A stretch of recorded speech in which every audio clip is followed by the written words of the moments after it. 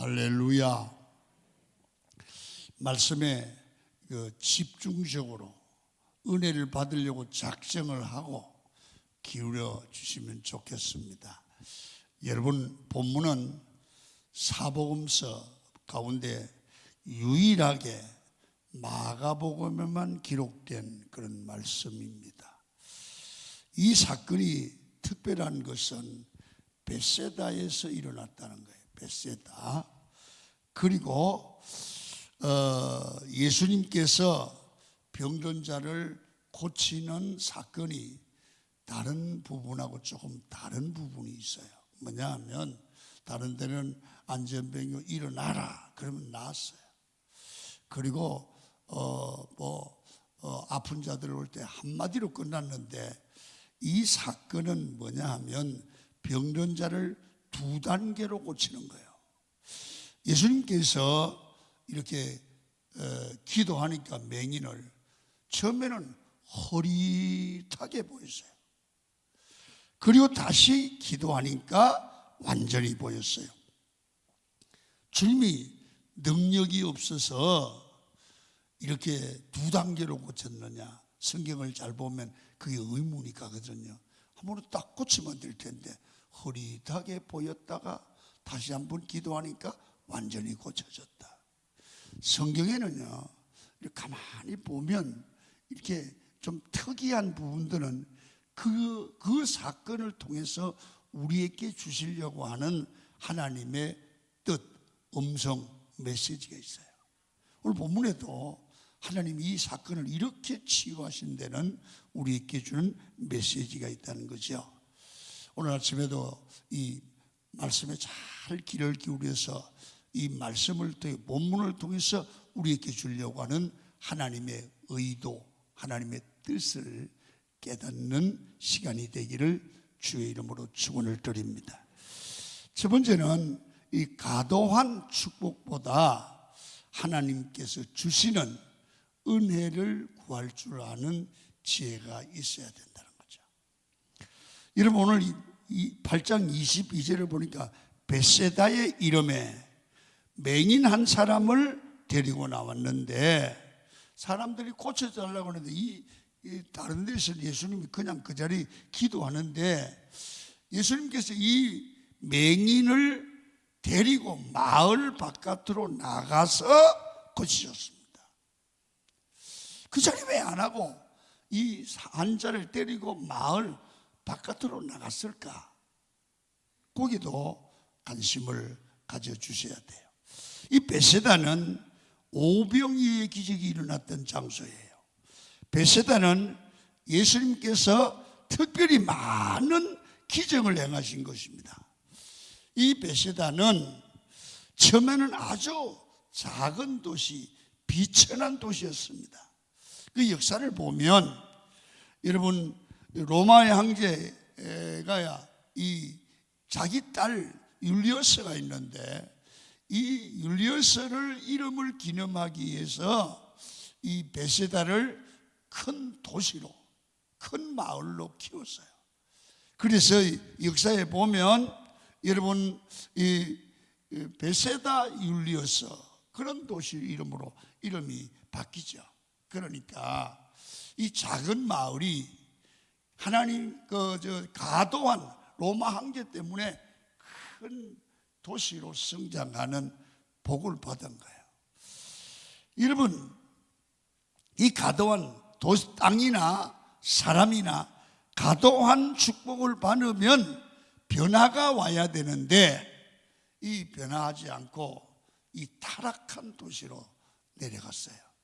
그래서 마태복음 11장 21절을 보니까 이 도시를 향해서 주님이 탄식하는 장면이 나오지요.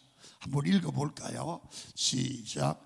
화를 진저 고라시나 화 있을 진저 벳세다야, 너희에게 행한 모든 권능을 두로와 시돈에서 행하였더라면 그들이 벌써 베옷을 입고 제에 앉아 회개하였으리라. 그렇게 많은 기적과 은혜를 경험하고도 믿지 않는다 말이야. 너희들은 과도한 축복받은 게 문제다 그 말이야. 그러면서 여러분, 이 베세다에 다시는 기적을 행하지 않겠다, 그런 선언을 하십니다. 본문의 맹인을 보시고 불쌍히 여기사 마을 밖으로 데리고 나가서 고쳐주신 것도 이것과 연관이 있는 거라 그런 말입니다. 그래서 우리에게 주는 메시지가 뭡니까? 도시나 개인이나 교회나 과도한 축복, 갑자기 축복, 좋은 물질적 축복을 받아서 가난한 사람이 갑자기 부자가 되면 여러분, 이게 오히려 안 받은 것만 못한, 죄를 범하는, 사람이 사람 꼴이 안 되는 그런 것으로 변질돼 버린다는 거죠. 그러니까 반드시 사람이 갑자기 부자 되는 게 여러분 좋은 게 아니라는 거죠. 여러분 깨달으셔야 돼요. 그래서 벼락 부자 되려면 아멘이 나오지만 과도한 축복이 별로 안 좋다고 하면 아멘이 안 나오잖아요. 그러나 깨달아야 된다는 거죠. 여러분, 과도한 축복, 물질적인 축복을 받아도 교만해지거나 변질되거나 범죄하거나 타락하지 않는 믿음과 신앙 인격이 갖추어지고 돈을 가져야 돼요. 이게 안 되고 믿음이 성숙하지 않았는데 돈이 있어 사람이 꼴이 안 된다고 말이에요. 여러분, 그래서 많은 축복보다 집중된 은혜를 받아서 은혜 안에서 물질이, 세상 축복이 다스려지는 게, 다시 말하면 이런 거예요. 아무리 많은 축복을 줘도 교만하지 않고 그 돈을 주신 목적대로 쓸 수 있는 은혜의 마음이 먼저 준비되어야 된다. 할렐루야. 그래서 하나님의 축복만 과도하게 돈 주세요, 돈 주세요, 뭐 이런 것만 구하지 말고 하나님 먼저 은혜로 충만하게 하시고 어떤 축복을 주시든지 그 은혜를 잘 다스릴 수 있는 큰 믿음을 주세요. 그래서 은혜는 뭐냐, 이런 표현을 쓰면 제일 좋아요. 나에게 딱 맞는 것. 그래서 은혜를 받고 은혜 속에 살아가는 사람들은 절대로 탐욕을 갖지 않습니다. 은혜 가운데 있는 사람은 매사에 만족하고 감사할 줄 압니다. 그래서 가룟 유다가 예수님을 배신하고 판 이유가 무엇입니까? 이 성경은 이렇게 말해요. 도둑놈이라. 그래서 돈 때문에 팔았다는 거야. 돈을 얻기 위해서 예수님을 은 30에 팔았습니다. 가룟 유다는 목적한 바를 다 이루어서 은 30을 받았다고요. 챙겼다고요.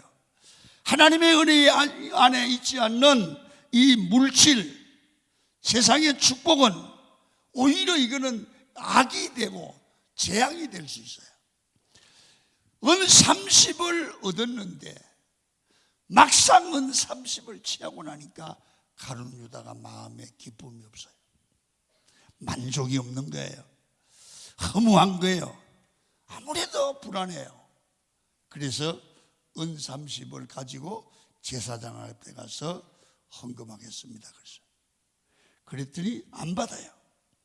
빚값이다. 그래서 안 받으니까 이 돈을 가지고 그냥 있을 수가 없어요. 불안해요. 그렇잖아요, 여러분. 그래서 여러분 나그네 밭을 사서 피밭이라고 이름을 지었어요.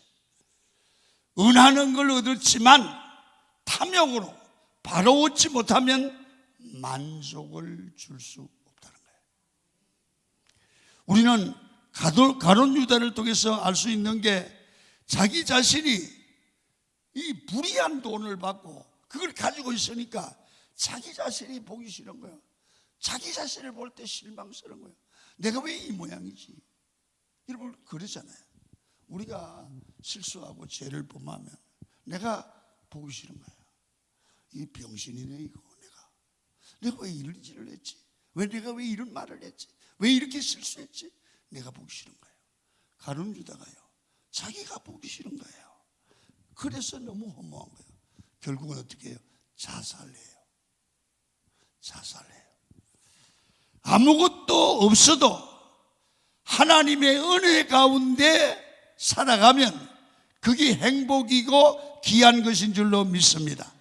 하나님의 말씀을 떠나서 얻은 권력은 만족함이 없습니다. 죽어라 피땀 흘려 돈을 벌었는데 만족함이 없습니다. 여러분, 돈을 불의하게 번 사람들은 불의하게 쓴다고 그러잖아요. 돈을 많이 벌고 쓸 줄 모르고 여러분 과도한 축복을 받은 사람들은 맨날 술집에 가서 괴로워합니다. 왜요? 허무하니까요. 만족이 없어서 돈을 많이 벌고 자살하는 거예요. 돈 때문에 타락하는 거예요. 돈 때문에 여러분 인생이 망가지는 거예요. 왜 그렇습니까? 은혜가 없어서 그래요. 그래서 하나님께서 주신 축복은 하나님의 은혜를 받고 은혜의 사람이 될 때 그 축복이 아름다워지고 행복의 재료가 될 수 있는 거예요. 그래서 은혜를 받아야 돼요. 돈을 많이 버는 게 아니라 먼저 은혜를 먼저 받아야 돼요. 여러분, 신명기에 하나님께서 그냥 형통이나 축복을 주시지 않고요, 하나님의 백성들을 먼저 어떻게 합니까? 고난 훈련을 시킵니다. 고난을 당하면서 기도합니다. 사람이 고난을 당하면 기도하잖아요. 그러면요, 은혜를 깨닫게 돼. 야, 살아있다는 게 은혜다. 그럼 뭐가 나요? 찬송이 나와요. 할렐루야. 여러분, 그 찬송이 진짜 찬송이에요. 고난을 당하면서 은혜를 생각하면서 살아있는 게 감사하면 눈물이 나는 거야. 여러분, 진짜 영이 살아나요. 가슴이 불타게 될 줄로 믿습니다. 마음속에 하나님으로 인하여 기쁨이 샘솟아요. 그래서 찬양하면서 눈물을 흘리게 되는 게 이해가 되기를 시작합니다. 여러분, 찬양을 하면 수백 곡을 불러도 메마른 가슴이었는데 고난 중에 찬양을 하니까 눈물이 줄줄 나오는 거예요. 우리 집사람이 아프고 나서 찬송을 이제 힘들 땐 이 찬송을 들어요. 왜 나만 겪는 고난이냐고. 그러면서 울어요. 아플 때. 저는 안 울었거든요. 내가 고난을 당하니까 그게 내 얘기가 돼요. 마음에 뜨거움이 와요. 사람이 이걸 알아야 되거든요. 이걸 깨닫는 게 은혜예요. 아멘. 그래서 이런 말이 있어요. 눈에 눈물이 있는 사람은, 가슴이 뜨거운 사람은 마음에 무지개가 뜬다. 내가 하고도 멋있네. 여러분, 마른 눈으로 절대로 볼 수 없는 것이 젖은 눈물을 가지고 보면 하나님의 은혜가 보이는 거예요. 그래서 하나님의 은혜를 받은 마음이 부르는 찬송이 다르고, 하나님의 은혜를 부르는 사람이 고난의 밥을 먹는 게 맛이 달라요. 여러분, 하나님의 은혜를 받은 사람이 몸이 아플 때 느끼는 감정, 여러분 건강의 축복을 받았을 때 느끼는 감정이 달라요. 은혜가 충만하기를 바랍니다. 하나님께서 우리를 메마르게 하시고 넘어지게 하시는 것은 빈손으로 십자가만 붙들면 거기에 십자가의 은혜와 은총이 흘러나오게 되어 있습니다. 내가 메말라야지 내 의가 사라져야지만 내 탐욕을 내려놔야 되지만 십자가를 이해할 수가 있다는 거죠. 하나님께서 가장 중요한 십자가를 붙들고 살게 하시기 위해서 우리를 때로는 메마름으로, 어려움으로, 고난으로, 강야로 인도할 때가 있습니다. 성경 신명기 8장에 보면요, 하나님의 축복 원리가 나오지요. 한번 들어보시겠습니다. 신명기 8장 2절입니다. 시작. 내 하나님 여호와께서 이 40년 동안에 내게 광야길을 걷게 하신 것을 기억하라. 이는 너를 낮추시며 너를 시험하사 내 마음이 어떠한지 그 명령을 지키는지 지키지 않는지 알려 하심이라. 너를 낮추시며 너를 줄이게 하시며 또 너도 알지 못하며 내 조상들도 알지 못하던 만나를 내게 먹이신 것은 사람이 떡으로만 사는 것이 아니요 여호와 입에서 나오는 모든 말씀으로 사는 줄을 내가 알게 하려 하심이니라. 봐요, 여기 중요한 게 있어요. 하나님이 이스라엘 백성들을, 주의 백성들을 내가 왜 강약길로 인도했는지 아냐? 내가 너희들을 얼마든지 축복할 수 있는데 왜 강약길로 인도한 줄 아느냐? 이거 우리 얘기잖아요.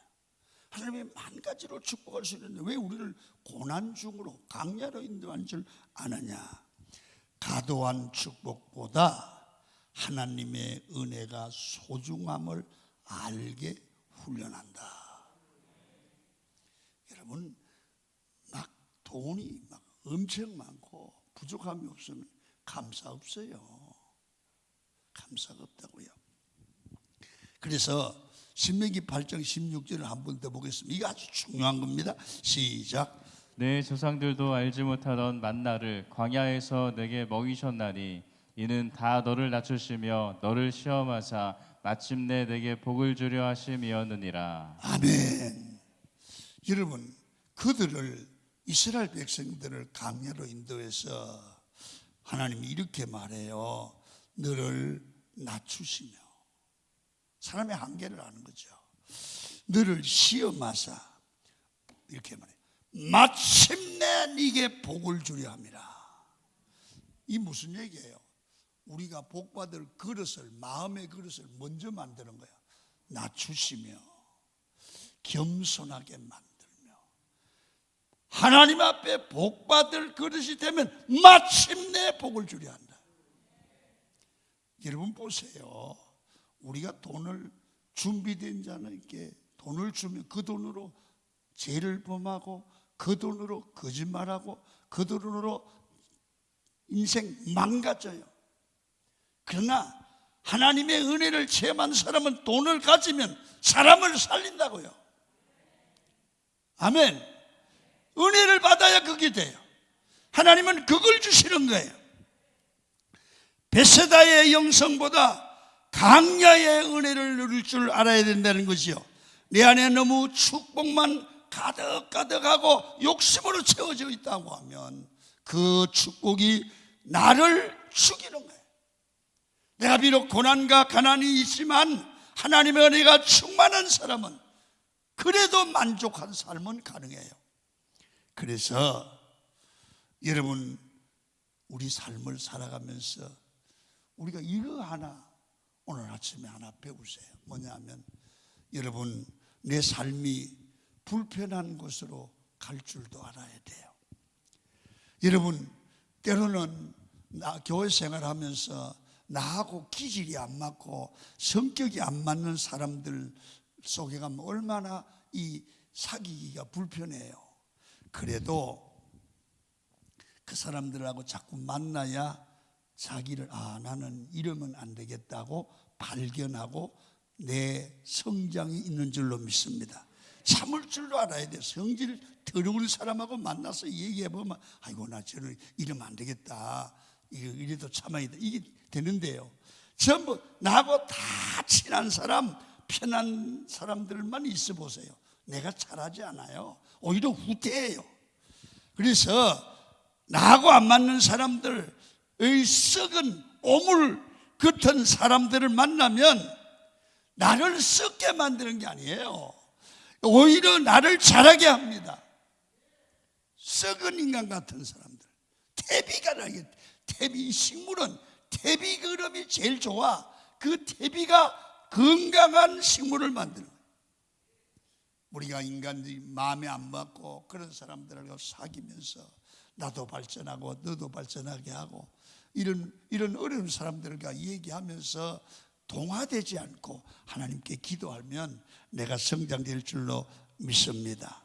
그래서 우리는 만 가지 은혜야. 좋은 사람도 만나서 은혜가 되고 나쁜 사람도 만나서 은혜가 되고 여러분 어려운 환경을 만나서 은혜를 받고 여러분 좋은 환경에서도 서로가 사랑을 나누는 사랑 도와주고 도움을 받는 서로가 성숙하게 자라게 하는 그런 삶을 살아가는 게 정말 은혜의 사람인 줄로 믿습니다. 너무 큰 축복을 구하지 말고 하나님 은혜 안에 살게 해주세요. 여러분 하나님의 은혜가 충만하기를 축원합니다. 또 한 가지는요, 우리는 본문을 보면 우리 주님이 흐릿하게 보였다가 분명하게 보였다. 이건 뭡니까? 단계별로 은혜를 주셨다. 다시 말하면 성숙한 믿음으로 이제는 성장해 가라는 거예요. 자, 성경을 한번 봅니다. 23절입니다. 시작. 예수께서 맹인의 손을 붙잡으시고 마을 밖으로 데리고 나가사 눈에 침을 뱉으시며 그에게 안주하시고 무엇이 보이느냐 물으시니 24절 시작. 쳐다보며 이르되 사람들이 보이나이다. 나무 같은 것들이 걸어가는 것을 보나이다 하거늘. 여러분 오늘 이 본문에서 발견되는 게 하나가 있어요. 뭐냐 하면 이래요. 이 사람은 태어날 때부터 맹인, 이 장님이 아니었다는 걸 알 수 있어요.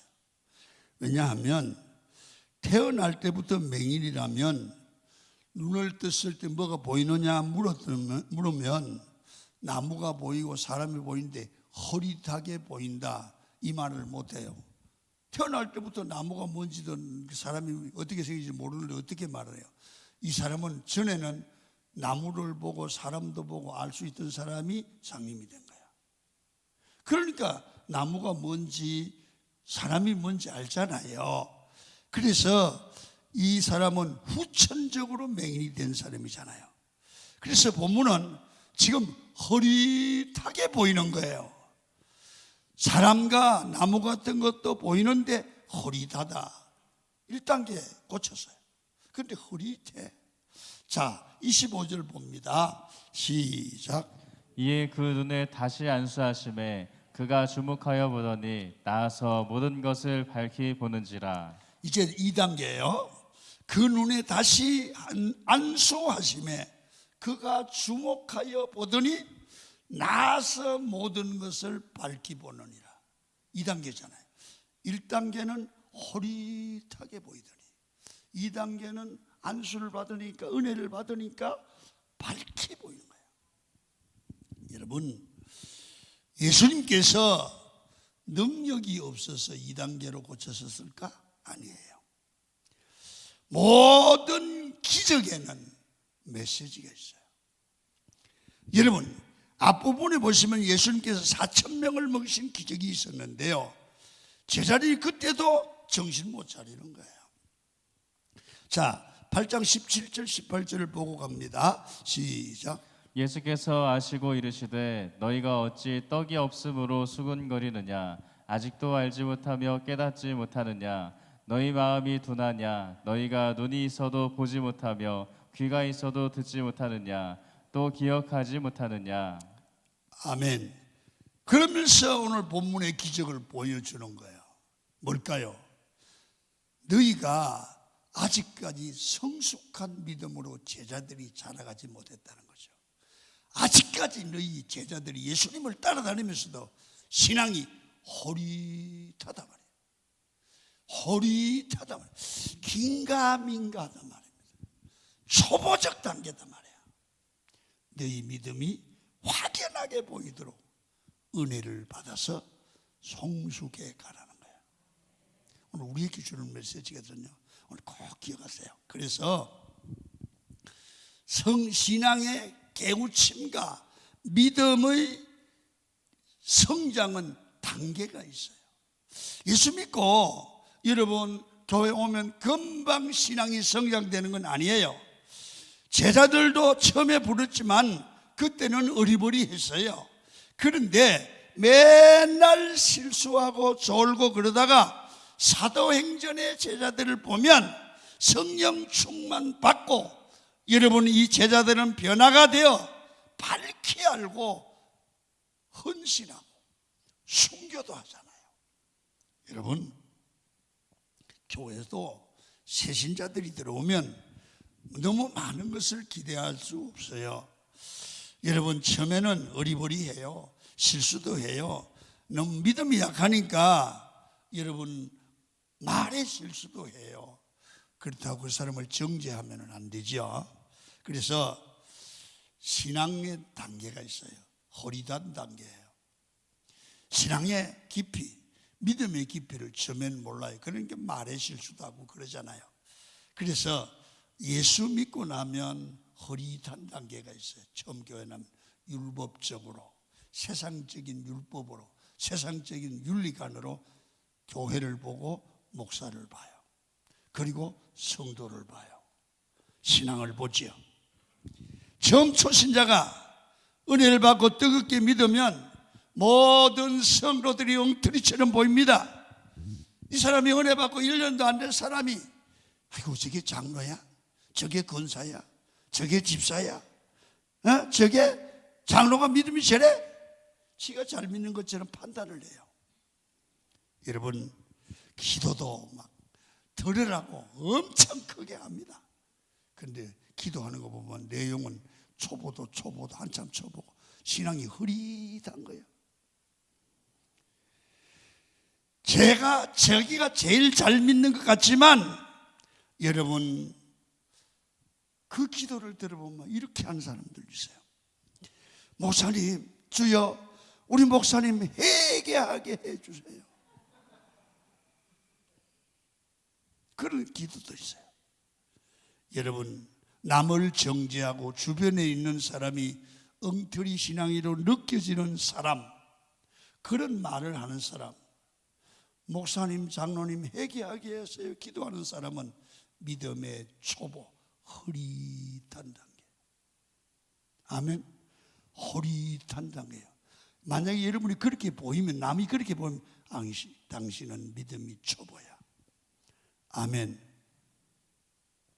이 사람은 특징이 있어요. 뭐든지 불평해요. 여러분 일을 하면서도 불평하고 안 해도 불평하고 시켜줘도 불평, 안 시켜줘도 불평입니다. 이 사람은 업무 때문에 억지로 하기도 하고 억지로 나와 새벽기도 하고 아이고 사람 덜덜 볶네. 무슨 특송을 해가 이거 날 나오라고 덜덜 볶아. 불평. 여러분 자기는 안 하면서 못하면서 남을 불평하는, 평가하는 그런 단계, 나쁘다고 보지만 나쁜 게 아니에요. 믿음이 없어서 그래요. 흐릿해서 그래요. 열리지 않아서 그래요. 그런 걸 보시더라도 성도님들 이해하시기를 바랍니다. 아직까지 초보구나 그러면 돼. 아직까지 초보라서 저런 불평을 하는구나.